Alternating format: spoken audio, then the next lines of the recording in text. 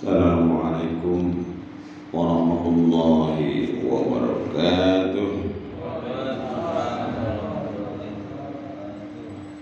Alhamdulillah, alhamdulillahilladzi ahyana ba'dama amatana wa ilaihin nusyur. Asyhadu an la ilaha illallah wa asyhadu anna Muhammadan abduhu wa rasuluh. Allahumma salli ala Muhammad wa ala ali Muhammad kama sallaita ala Ibrahim wa ala Ibrahim wa barik ala Muhammad wa ala ali Muhammad kama barakta ala Ibrahim wa ala Ibrahim fil alamin innaka Hamidum Majid. Amma ba'du, jamaah sekalian yang dirahmati Allah, tentunya kita harus bersyukur kepada Allah Subhanahu wa taala. Pagi hari ini masih diberi kesempatan nikmat hidup. Tidak hanya hidup kita, tapi juga nikmat sehat. Tidak hanya sehat, tapi juga kita berkesempatan untuk menunaikan di antara sekian banyak kewajiban kita, yaitu sholat subuh dengan berjamaah. Mudah-mudahan amal ibadah kita senantiasa diterima Allah Subhanahu wa taala. Amin ya rabbal alamin. Hidup yang sedang kita jalani ini nanti suatu ketika ada akhirnya, ada masanya, ada waktunya. Kata Allah dalam Al-Quran surat Al-Anbiya ayat 35, kullun nafsin dha'iqatul maut. Setiap jiwa, setiap yang bernyawa pasti akan mengalami mati. Maka dari itu, kematian itu merupakan sesuatu yang pasti, sesuatu yang akan terjadi, yang akan dialami oleh semua makhluk, ya, termasuk diantaranya adalah kita manusia. Maka dari itu, mari jemaah sekalian kita memperbanyak untuk mengingat kepada kematian. Karena ketika kematian sudah menjemput, sudah tiba, maka banyak orang yang menyesal, banyak orang yang ketun. Kenapa kok dulu saya tidak begini begitu dan lain sebagainya. Bahkan nanti di akhirat orang-orang kafir mereka menyatakan penyesalan yang mendalam terhadap apa yang mereka lakukan di dunia ini. Bahkan banyak orang-orang yang kaya yang menyesal, yang tadi saya bacakan di rakaat kedua itu. Wanfiqu mimma razaqnakum min qabli an ya'tiya ahadakumul mautu fa yaqulu rabbi laula akhartani ila ajalin qarib fa asaddaqu wa akum minas shalihin. Minta ditangguhkan, wala yu'akhirullahu nafsan idza jaa ajaluha. Jadi minta penangguhan kematian. Tidak bisa. Kalau penangguhan penahanan mungkin bisa kita, ada yang menjamin dan lain sebagainya. Maka penyesalan itu yang namanya menyesal di akhir. Makanya mas sekalian yang dirahmati Allah, pada kesempatan ini saya ingin mengajak supaya kita terhindar dari penyesalan-penyesalan yang demikian itu. Pertama, mari kita berusaha melakukan kebaikan semaksimal yang bisa kita lakukan. Jadi ketika kita ada kesempatan berbuat baik, berbuat baiklah semampunya, sebisanya. Jangan tunda, jangan lewatkan kesempatan itu. Ketika kita ada kesempatan, manfaatkan. Kemudian yang berikutnya, mari kita memperbanyak mengingat kepada Allah Subhanahu wa taala dengan segala macam bentuknya. Termasuk diantaranya menyebut nama Allah, termasuk diantaranya kita membaca Al-Quran. Apalagi di 10 hari yang terakhir ini, kita sedang menanti, menjemput, menunggu, atau Basanu wis liwat Lailatul Qadar tadi malam. Maka diantaranya adalah kita dalam hidup ini memperbanyak sering-sering membaca Al-Quran dan berzikir kepada Allah Subhanahu wa Ta'ala. Kemudian yang berikutnya, kita memperbanyak mengingat dan memanfaatkan waktu dengan sebaik-baiknya, karena waktu itu tidak terulang, waktu itu tidak kembali, waktu terus berproses berjalan seiring sunnatullah, yaitu perjalanan waktu dari detik ke menit, kemudian ke jam, ke hari, ke minggu, bulan, tahun, abad, dan seterusnya. Waktu itu berputar terus, maka dalam surat Al-Asr kita diingatkan oleh Allah supaya kita tidak menjadi orang yang rugi, yaitu selalu beriman dan beramal soleh. Ya sebisanya, namanya kita manusia itu tidak bisa seperti Nabi Muhammad, tapi paling tidak kita punya keinginan, punya usaha untuk melakukan secara maksimal. Misalnya begini jemaah, jadi kita ini kan beda-beda kemampuannya.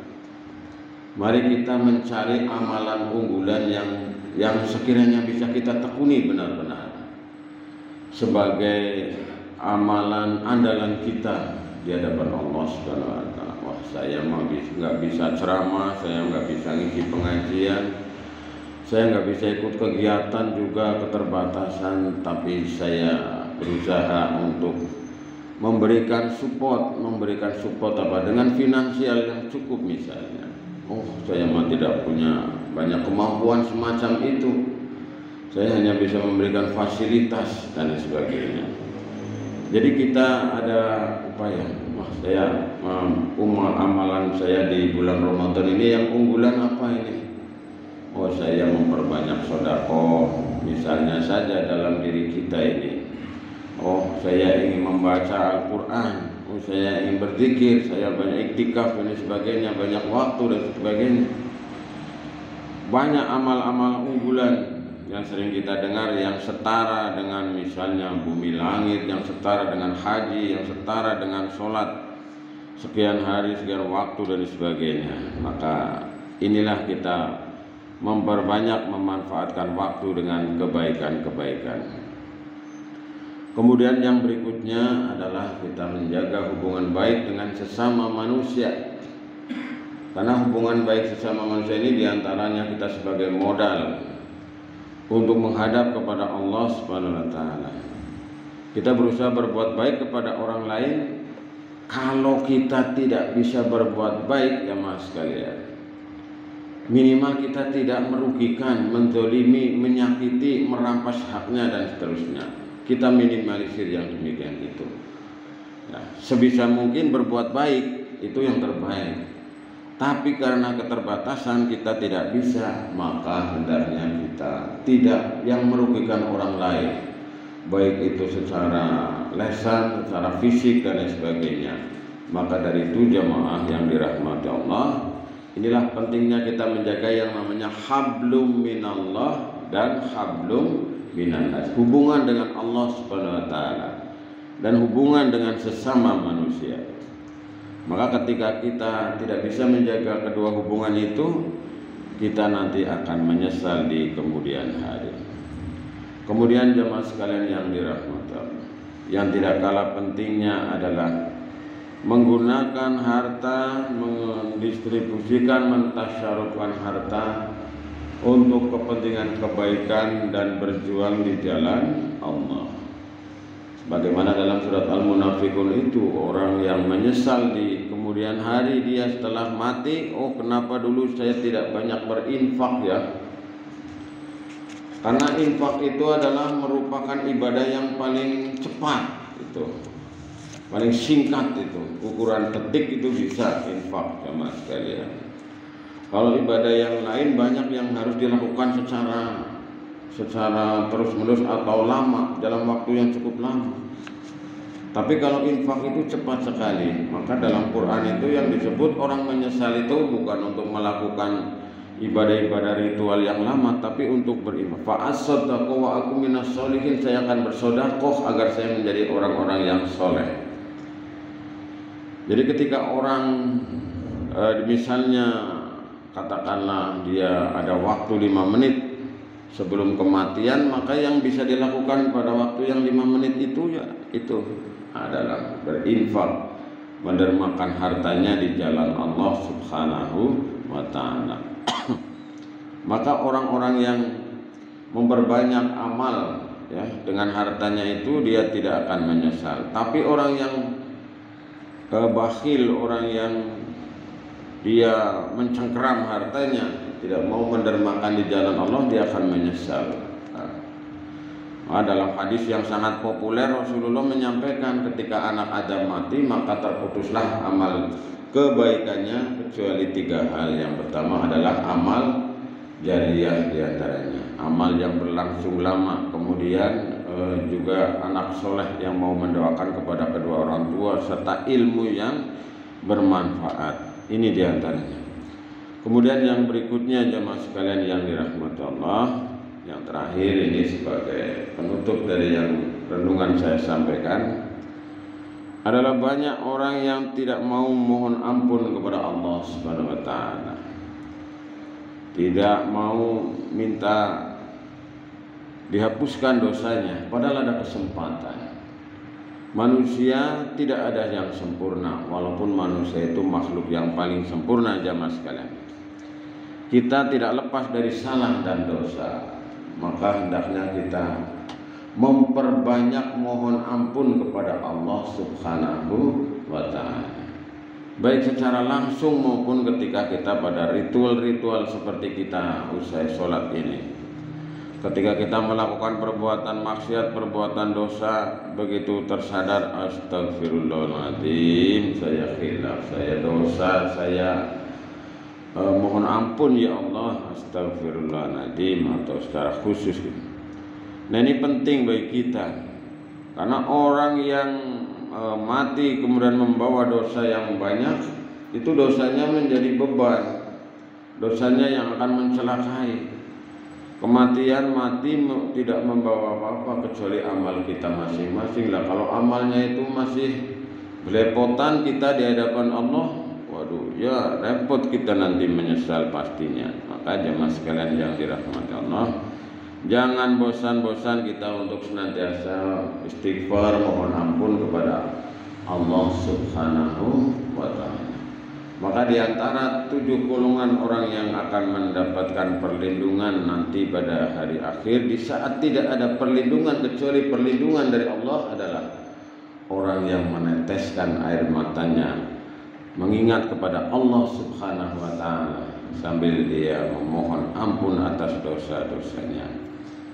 Tiada dosa kecil namanya kalau dilakukan terus-menerus pasti menjadi besar. Kecil lama-lama jadi besar. Ya, ikih suwe-suwe jadi oke. Ya, kecil jadi besar. Sedikit demi sedikit lama-lama jadi bukit, itu dosa ibaratnya. Tapi tidak ada dosa besar kalau kita sering mohon ampun. Ya, mungkin karena keterbatasan kita, kebodohan kita, kelalaian kita, dan seterusnya kita melakukan perbuatan. Oh itu dosa besar itu. Wah apa iya, saya kira nggak dosa. Itu mungkin ya, manusia ada yang mengalami demikian. Hendaklah ya segera kembali ke jalan yang benar, mohon ampun kepada Allah Subhanahu wa ta'ala. Inilah jemaah sekalian sebagai bahan renungan kita di kesempatan ini. Mudah-mudahan bermanfaat. Mudah-mudahan kelak Allah memberikan kepada kita wafat dalam keadaan husnul khatimah, dan kita ditempatkan di jannah surganya Allah Subhanahu wa ta'ala. Assalamualaikum warahmatullahi wabarakatuh. Tadi dengan bacaan hamdalah, alhamdulillah.